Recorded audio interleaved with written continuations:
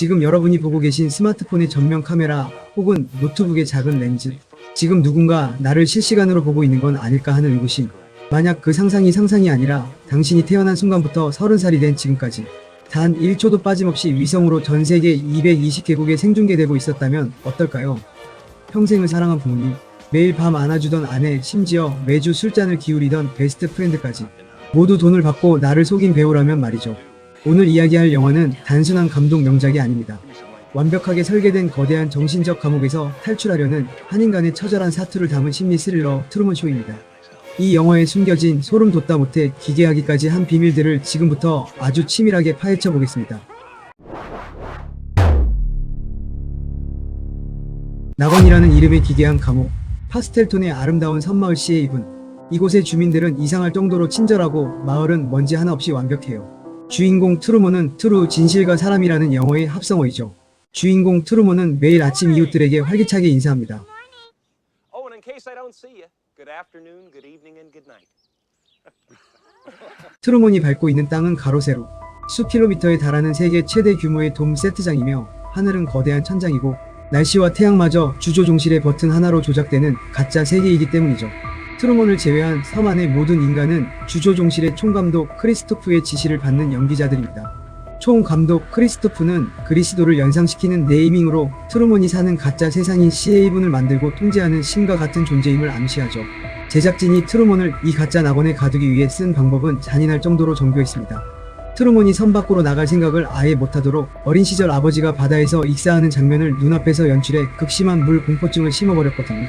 시스템은 트루먼에게 육체적인 사슬을 채우지 않았습니다. 대신 그의 정신에 트라우마라는 보이지 않는 사슬을 채워 스스로 안락한 가축이 되도록 길들여온 것이죠. 균열, 그리고 사람이 광고판이 될 때. 하지만 완벽한 시스템일수록 사소한 버그에서 균열이 시작됩니다. 어느 날 출근길, 맑은 하늘에서 느닷없이 거대한 무대 조명이 떨어져요. 조명에 적힌 글자는 별자리의 이름인 시리우스. 자신이 평생 진짜라고 믿었던 밤하늘의 별이 사실은 텅 빈 무대 조명이었음이 폭로되는 순간이죠. 트루먼은 이상하다고 생각하면서도 직장으로 출근을 합니다. 트루먼은 회사에 도착해 몰래 패션 잡지를 보며 모델의 얼굴 사진의 일부를 찍습니다. 왜 그럴까? 그건 조금 더 보시면 알게 돼요. 트루먼은 출장 지시를 받습니다. 바다를 건너가야만 하죠. 하지만 아버지의 트라우마 때문에 바다를 보자 뒤돌아섭니다. 이 출장권은 트라우마를 건드려 트루먼을 확실하게 고립시키려는 의도예요. 그리고 기괴한 아내 메릴리의 행동.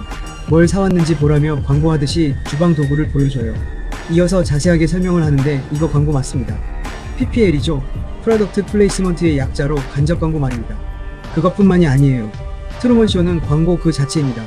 절친과 맥주를 마실 때도 어김없이 PPL이 나오죠. 트루먼은 직장을 그만두고 이 섬을 떠날 것이라고 해요. 피지로 가겠다며 위치를 설명합니다. 트루먼이 바다에 대한 트라우마를 어떻게 극복할지 고민하고 있을 때 하늘에서 비가 내립니다. 그런데 이상해요. 트루먼에게만 쏟아지는 비. 이상함을 감지하죠. 계속해서 트루먼에게만 쏟아집니다. 그리고 다음날 출근 중에 누군가를 우연히 보게 돼요. 죽은 줄 알았던 트루먼의 아버지. 그 순간 누군가에게 끌려갑니다. 모든 것이 일사불란합니다. 아버지를 쫓는 트루먼. 트루먼은 택시에 막혀 더 이상 갈 수 없어요. 엄마를 찾아가 아버지 이야기를 해보지만 엄마는 오히려 트루먼을 가스라이팅하죠. 이어지는 트루먼의 대학 시절. 트루먼은 한 여성에게 호감을 가지게 됩니다. 그때 의도적으로 현재의 아내가 트루먼의 시선을 막아요. 영화에서 제일 빌런스러운 존재죠. 드디어 도서관에서 트루먼은 그녀를 찾았어요. 그녀는 지금 당장 만나자고 노트에 적어 몰래 트루먼에게 보여줍니다. 지금 아니면 안 된다며 말이죠. 둘은 해변으로 달려갑니다. 그리고 키스를 하죠. 그때 그녀는 놀라며 그들이 왔다고 말합니다. 그리고 급하게 트루먼 쇼에 대해 이야기하기 시작해요. 모두가 너를 알고 있다며 말이죠. 그러면서 자신의 이름은 실비아라고 알려줍니다. 그녀의 아버지라며 나타난 중년의 남성이 억지로 그녀를 데리고 가요. 그녀의 아버지라는 사람은 자신의 딸이 정신분열증이라며 설명을 하고 떠납니다. 트루먼은 그녀가 남긴 빨간 머플러를 흔들며 그녀의 이름 실비아를 외치죠. 하지만 냉정하게 떠나는 자동차. 아쉽고 뭐가 뭔지 모르겠는 트루먼. 망연자실. 아버지라는 사람은 딸이 여기에 있다는 것을 어떻게 알고 온 것인지 말도 안 되는 상황이에요. 어처구니 없죠. 트루먼은 그녀의 머플러를 품에 안으며 그리움에 잠깁니다. 아내 사진 액자 뒤에 숨겨둔 포토 몽타주. 트루먼이 패션 잡지에서 모델들의 얼굴 사진을 찢은 이유를 이제 알겠네요. 얼마나 보고 싶었으면 그랬을까. 그 장면을 TV를 통해 바라보는 실비아. 현실의 실비아는 방구석에서 눈물을 흘리며 그 화면을 지켜볼 수밖에 없어요. 버그 걸린 세계와 가짜 신의 최후. 이제 트루먼은 본격적으로 의심을 하기 시작합니다. 마을 구석구석을 관찰하죠. 트루먼의 의심은 확신으로 접어들게 됩니다. 트루먼은 결혼 사진을 보다가 우연히 이런 장면을 목격하죠. 서양 문화권에서 검지와 중지를 꼬는 이 행위는 핑커스 크로스라고 불립니다. 철저한 기만의 시각적 표식이죠. 상대방 몰래 이 손짓을 취하는 것은 내가 지금 하는 모든 맹세와 약속은 전부 새빨간 거짓말이라는 소름 돋는 선언이에요. 평생을 나만 바라본 줄 알았던 아내마저 결혼 계약서에 도장을 찍는 순간조차 자신을 기만하고 있었다는 잔인한 진실. 이 작은 손가락 디테일 하나만으로 피터 위어 감독은 CA7이라는 낙원이 얼마나 지독한 위선으로 가득한 감옥인지 단 한 컷으로 증명해 보여요. 다음날 아침 트루먼의 식탁입니다. 언제나 비타민D 영양제가 있습니다. 진짜 태양을 보지 못하는 비타민D 결핍 때문에 트루먼의 건강을 위한 것이기도 하고 PPL이기도 하죠. 트루먼은 수상한 아내의 뒤를 미행합니다. 트루먼은 병원을 찾아와 아내를 급히 만나야 한다고 했지만 저지당해요. 하지만 트루먼은 몰래 수술실로 향합니다. 아내가 있다는 곳이죠. 그런데 뭔가 이상함을 느낀 트루먼, 발길을 돌려 피지섬에 가기 위해 여행사를 찾습니다. 그런데 벽에는 비행기가 번개를 맞아 추락하는 말도 안 되는 포스터가 붙어 있어요. 당신도 사고 당할 수 있다는 문구와 함께 말이에요. 하지만 항공기는 한 달 후에나 예약 가능하고 고속버스로 시카고로 가서 비행기를 타려 하지만 버스는 고장이 납니다. 트루먼이 심각한 고민을 털어놓으며 섬을 떠나고 싶다고 대화하는 순간 아내는 남편의 눈을 피하더니 정면에 허공을 바라보며 생긋 웃습니다. 그러더니 어처구니 없게 그 상황에 코코아 광고를 하는 아내. 천연 성분이라 정말 부드러운 코코아라고 말이죠. 인간의 영혼을 위로해야 할 아내가 남편의 절박함마저 스폰서의 제품을 홍보하는 PPL의 도구로 써먹는 순간 내 주변의 가장 소중한 사람들이 나를 인간이 아닌 광고판으로 대하고 있다는 사실들. 진짜 너무 잔인합니다. 아내와 다투는 트루먼. 그런데 아내가 허공에 대고 어떻게 좀 해달라고 소리치죠. 트루먼은 놀라며 도대체 누구에게 말하는 거냐며 따지기 시작합니다. 그 순간 타이밍 좋게 말론이 맥주를 들고 찾아옵니다. 이런 순간에도 어김없이 나오는 맥주 PPL, 바로 자본주의 잔혹함이죠.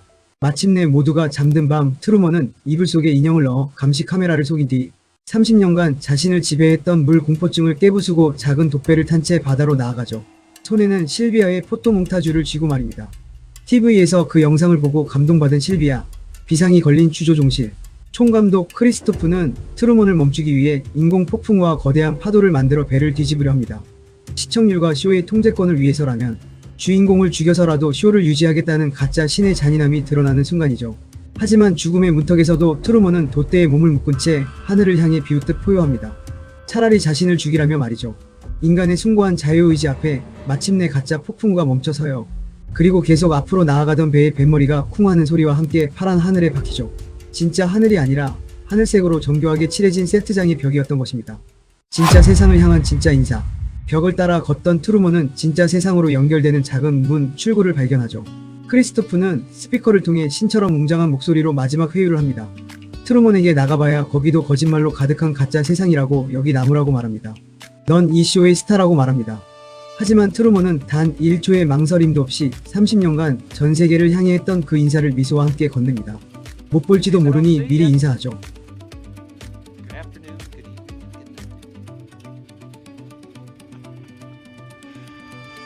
night. 트루먼이 문 밖에 어둠 속으로 걸어나가며 화면이 암전될 때 전 세계 시청자들은 환호합니다. 하지만 진짜 소름 돋는 엔딩은 그 직후에 나오죠. 30년짜리 세기의 쇼가 끝난 직후 TV를 보던 시청자들은 아무런 감흥 없이 하품을 하며 말합니다. 다른데 뭐 재밌는 거 없나며 편성표를 찾기 시작하죠. 30년의 삶을 가볍게 씹어 삼키고는 단 1초 만에 다음 먹이를 찾아 리모컨을 돌리는 대중의 잔혹한 민낯. 어쩌면 크리스토프가 말한 더 가짜 같은 바깥 세상은 지금 우리가 끊임없이 타인의 일상을 훔쳐보고 평가하는 인스타그램과 유튜브 속 세상일지도 모르겠네요.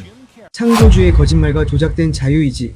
영화는 총괄 제작자 크리스토프, 그의 이름은 예수 그리스도에서 따온 것으로 이름 그대로 가짜 천국 CA7을 설계한 창조주의자 트루먼의 가짜 아버지를 상징합니다.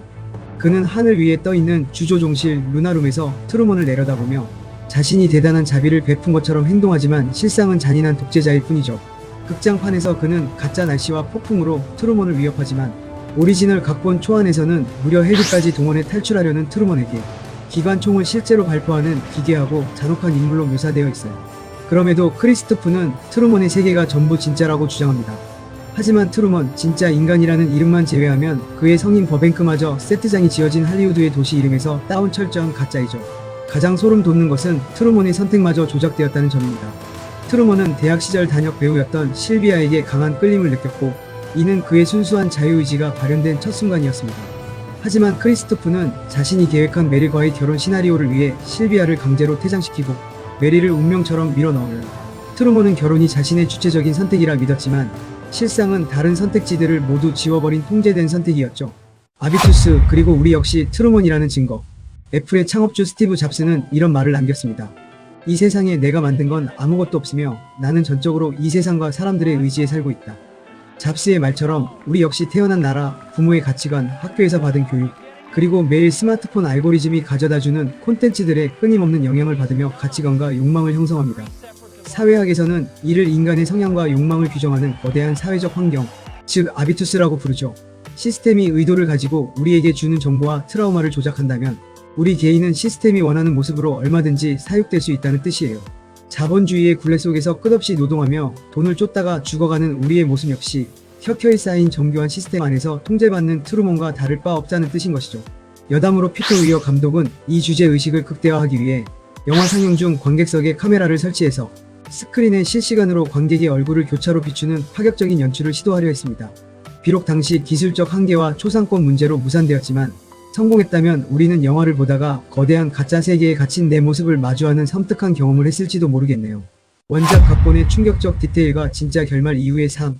그렇다면 극장판에서 편집된 오리지널 원작 각본 속 트루먼의 진짜 모습은 어땠을까요?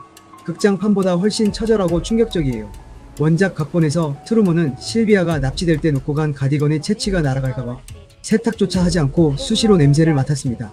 심지어 매춘 부인 베로니카에게 이 카디건을 두른 뒤 실비아와의 추억의 장소로 가 그때와 똑같은 행동을 연기하며 키스를 하는 등 처절할 정도로 기억을 붙잡으려는 광기 어린 모습을 보이죠. 그리고 가장 궁금하셨을 결말 이후의 스토리입니다. 트루먼이 세트장의 출입문을 열고 나간 직후 그가 마주한 첫 풍경은 감동적인 세상이 아니었어요. 밤하늘을 흉내내기 위해 벽면에 촘촘히 박혀있던 수천 개의 조명 기구들과 세트장 내부를 순회하며 80만 개의 조명이 있다고 시청자들에게 설명하는 가이드와 관광 트램을 마주합니다. 자신의 신성한 인생이 철저히 박제된 상업 관광지가 되어 있었던 거예요. 분노한 트루먼은 가이드의 머리에 조명탄을 겨누고 트램에 올라탑니다. 트램이 지나는 길목마다 자신의 얼굴이 박힌 티셔츠, 모가잔, 심지어 자신의 이름이 붙은 보드게임 굿즈로 가득한 기념품 샵을 보며 거대한 기만극의 규모에 충격을 받죠. 곧이어 추격해온 경비원들에 의해 세트장 지붕 위로 물린 트루먼은 크리스토프를 비롯해 메릴, 말론, 가짜 부모에게 포위당합니다. 트루먼은 분노를 참지 못하고 크리스토프를 덮쳐 지붕 가장자리로 몰고 가 죽이려 하죠. 하지만 그 순간 크리스토프의 손에서 봉투 하나가 떨어지는데 그 안에는 그토록 그리워했던 진짜 실비아의 사진이 들어 있었어요. 이제 그녀를 진짜로 만날 수 있다는 희망을 느낀 트루먼은 평정심을 되찾고 가짜 가족들을 뒤로 한 채 유유히 세트장을 떠납니다. 복수보다 진짜 사랑을 만나러 가는 게 더 중요했으니까요. 짐 캐리, 코미디의 왕이 마스크를 벗었을 때, 이 영화를 논할 때 주인공 짐 캐리를 빼놓을 수 없어요. 당시 에이스 벤츄라, 마스크, 더맨더머로 할리우드 코미디의 정점에 서 있던 그에게 이 영화는 거대한 도박이었죠. 관객들은 그의 과장된 슬랩스틱을 기대하고 극장에 왔지만 짐 캐리는 완전히 다른 것을 보여주었기 때문입니다. 그는 특유의 익살스러운 미소와 유쾌한 제스처를 그대로 유지합니다. 하지만 영화가 전개될수록 그 미소의 끝이 미세하게 떨리기 시작하죠. 아침에 거울을 보며 혼잣말을 하거나 출근길에 똑같은 이웃들을 마주할 때 그의 눈빛에는 코미디가 아닌 불안과 의심이 서서히 차오릅니다. 특히 아내가 심각한 상황에서 뜬금없이 코코아통을 들고 광고 대사를 읊조릴 때 짐 캐리가 짓는 그 황당함과 공포가 뒤섞인 표정은 압권이죠. 그는 자신을 지켜보는 5,000대의 카메라를 향해 온몸으로 외치고 있었던 겁니다. 나 지금 미쳐가고 있으니까 제발 도와달라고 말이죠. 짐 캐리는 이 작품을 통해 단순한 코미디언을 넘어 인간의 가장 깊은 고독을 표현할 줄 아는 위대한 배우임을 증명해냈어요. 가장 가까운 가해자들, 트루먼을 가장 완벽하게 기만한 인물은 바로 그의 아내를 연기한 로라와 그리고 절친 말론을 연기한 노아 에머리입니다. 먼저 아내 메리를 분석해보죠. 배우 로라는 이 역할을 단순한 빌런이 아닌 자본주의의 영혼을 판 커리어 우먼으로 해석 가능합니다. 그녀는 트루먼의 아내이기 전에 이 쇼의 수석 마케터입니다. 남편이 섬을 탈출하고 싶다며 괴로워하는 순간에도 그녀의 시선은 카메라의 앵글을 향해 있고 손은 협찬 물품을 정성스럽게 받쳐 들고 있습니다. 트루먼이 폭주하자 참다 못한 그녀가 외치죠. 카메라를 향해 어떻게 좀 해달라고. 이 대사는 트루먼을 한 번도 인간으로 대하지 않았으며 그저 통제 불가능해진 위험한 촬영 소품으로 보고 있었음을 폭로하는 소름 끼치는 순간입니다. 친구 말로는 더 잔인합니다. 그는 트루먼이 유일하게 속마음을 터놓는 진짜 세계의 마지막 동화줄이었어요. 하지만 그가 건네는 눈물의 위로 트루먼, 난 널 위해서라면 목숨도 바칠 수 있어. 이 대사는 총감독 크리스토프가 이어폰으로 꽂아준 각본이었죠. 신이 되고 싶었던 인간. 그리고 이 모든 가짜 낙원의 창조주 총감독 크리스토프를 연기한 에드 해리스가 있습니다. 원래 이 역할은 다른 배우가 캐스팅되었으나 촬영 직전 하차했고 에드 해리스로 급하게 교체되었어요. 하지만 이것은 영화 역사상 최고의 신의 한 수가 되었죠. 에드 해리스는 크리스토프를 단순한 미친 감독이나 악당으로 그리지 않았어요. 그는 진심으로 트루먼을 사랑하는 삐뚤어진 아비의 마음으로 연기했죠. 달 모양의 주조종실에서 잠든 트루먼의 대형 스크린 얼굴을 부드럽게 쓰다듬는 그의 손길을 보면 알 수 있어요. 그는 자신이 만든 CA분이 트루먼을 잔인한 바깥 세상으로부터 보호하는 완벽한 에덴 동산이란 믿어 의심치 않아요. 그렇기에 트루먼이 탈출하려 하자 그를 죽여서라도 쇼를 완성하겠다는 기괴한 집착을 보인 것이죠. 차가운 지성과 따뜻한 광기를 동시에 뿜어내는 압도적인 연기력은 영화에 웅장한 철학적 무게감을 부여했습니다. 피터 위어 감독, 기괴한 아름다움을 설계하다.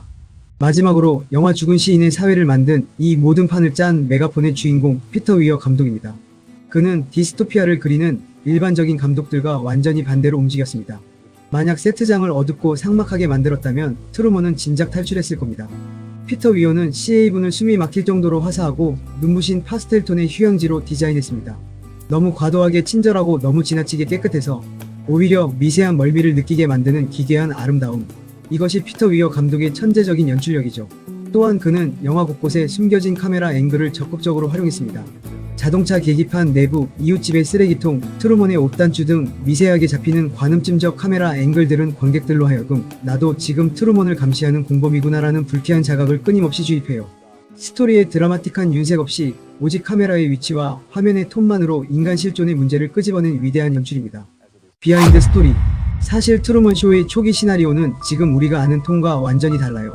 각본가 앤드루가 처음 쓴 초안은 뉴욕을 배경으로 한 어둡고 잔인한 사이코 스릴러였죠. 트루먼은 알코올 의존증에 시달렸고 가짜 아내와의 관계는 훨씬 더 황폐했으며 쇼의 조작 방식도 폭력적이었어요. 이 어두운 스토리를 지금의 파스텔톤 우화로 바꾼 인물이 바로 피터 위어 감독이죠. 평화로운 인공 낙원 CA분을 창조했습니다.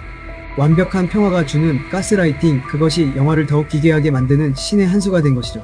여기에 짐 캐리라는 천재적인 배우의 마스크가 더해졌습니다. 당시 코미디 연기로 정점을 찍었던 짐 캐리는 특유의 과장된 미소 뒤에 가려진 인간의 깊은 고독과 불안을 스크린에 투영했습니다. 그의 흔들리는 눈빛은 이 영화를 단순한 코미디가 아닌 서스펜스로 격상시키는 결정적인 역할을 했어요. 관음증과 도파민에 중독된 사회, 정신분석학적으로 이 영화는 미디어가 인간의 정신을 어떻게 황폐화시키는지를 보여주는 거대한 임상보고서예요. 트루먼의 삶을 24시간 감시하는 5,000대의 카메라는 현대 사회의 관음증을 상징하죠. 시청자들은 욕조에 앉아 혹은 소파에 누워 한 인간의 사생활을 훔쳐보며 대리 만족을 느끼고 도파민을 채워요. 가장 소름 끼치는 것은 인간관계의 철저한 도구화입니다. 트루먼이 세상에 의심을 품고 절규할 때 베스트 프렌드인 말론은 감동적인 대사로 그를 위로합니다. 하지만 말론의 귀에 꽂힌 이어폰에서는 크리스토프 감독의 목소리가 흘러나오고 있었죠. 말론, 지금 트루먼을 안아줘. 그리고 말해. 널 위해서라면 내 목숨도 바칠 수 있다고. 가장 순수해야 할 우정과 사랑마저 자본과 시청률을 위해 철저히 각본대로 조작되는 모습은 현대 사회의 인간관계가 얼마나 허상에 기반하고 있는지를 날카롭게 꼬집습니다. 이 위대한 영화의 단 한 가지 아쉬운 점. 하지만 이 완벽해 보이는 마스터피스에도 던질 수 있는 날카로운 아쉬움이 존재합니다. 그것은 바로 엔딩 직후 대중의 태도에 대한 묘사입니다. 트루먼이 모든 공포를 이겨내고 세트장의 푸른 벽을 찢은 뒤 문을 열고 진짜 세상을 향해 나아갈 때 전 세계 시청자들은 환호합니다. 그러나 바로 다음 장면에서 두 명의 경비원은 리모컨을 누르며 아주 담담하게 말하죠. 다른데 뭐 재밌는 거 없는지 편성표 좀 보라고. 영화는 이 장면을 통해 대중의 잔인함과 덧없음을 풍자하려 했습니다. 하지만 이 연출은 지난 30년 동안 트루먼의 탄생과 성장을 함께하며 눈물 흘렸던 시청자들의 심리적 축적을 지나치게 단순화시킨 면이 있어요. 인간은 그렇게 쉽게 도파민의 대상을 바꿀 만큼 차갑기만 한 존재가 아니거든요. 트루먼의 탈출이 사회에 미쳤을 거대한 파장과 미디어 권력의 붕괴, 그리고 시청자들이 느꼈을 깊은 허무함이나 반성을 조금 더 입체적으로 다루었다면 이 영화의 서사적 깊이는 짐작할 수 없을 만큼 더 깊어졌을 것입니다. 이제 당신의 문을 열 시간입니다. 트루먼이 마지막으로 문 앞에 서서 뒤를 돌아보며 던진 유쾌한 인사. 이 대사는 그동안 크리스토프가 짜놓은 대본대로 던지던 가짜 인사를 자신의 자유의지로 크리스토프의 세계에 던지는 완벽한 작별 선언이죠. 크리스토프는 바깥 세상 역시 거짓말로 가득한 가짜라고 경고했죠. 하지만 트루먼은 상처받을지언정 진짜 삶을 살기 위해 어둠 속으로 걸어나갔습니다. 어쩌면 오늘날 우리가 매일 마주하는 인스타그램의 완벽한 피드들과 유튜브 알고리즘이 촘촘하게 짜놓은 취향의 그물망이야말로 현대판 CA분일지도 모르죠. 여러분은 안전하지만 통제된 알고리즘의 돔 안에 머무시겠습니까? 아니면 거친 폭풍우가 몰아치더라도 진짜 자신의 세상을 향해 문을 여시겠습니까? 여러분의 생각은 어떠신가요? 트루먼의 탈출 이후의 세상은 정말 크리스토프의 말대로 더 지옥 같았을까요? 여러분의 날카로운 분석을 댓글로 남겨주세요. 지금까지 영화를 사랑하는 로드쇼였습니다. 구독과 좋아요는 다음 마스터피스를 분석하는 큰 힘이 됩니다. 시청해주셔서 감사합니다.